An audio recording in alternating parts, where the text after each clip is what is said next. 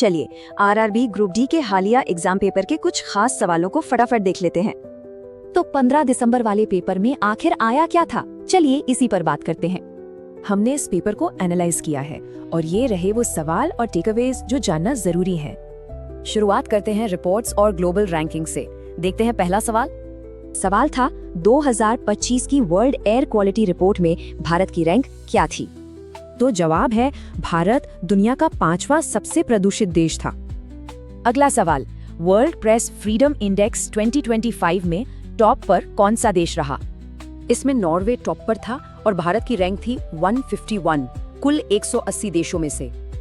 अब आगे बढ़ते हैं नेशनल अफेयर्स यानी राष्ट्रीय मामलों की तरफ। सवाल था राशन के लिए आधार बेस्ड फेस ऑथेंटिकेशन सबसे पहले किस राज्य ने शुरू किया, और इसका सही जवाब है हिमाचल प्रदेश।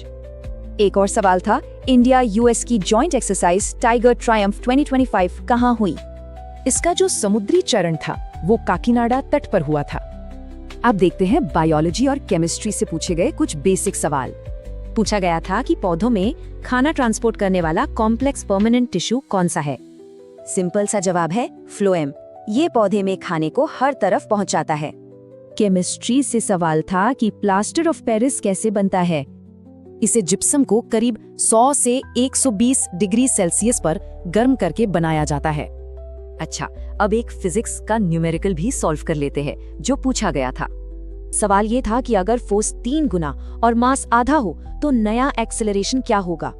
सीधा सा कैलकुलेशन है, नया एक्सेलरेशन पुराने वाले से 6 गुना हो जाएगा। तो इस पूरे एनालिसिस से क्या पता चलता है, तैयारी के लिए फोकस कहाँ होना चाहिए।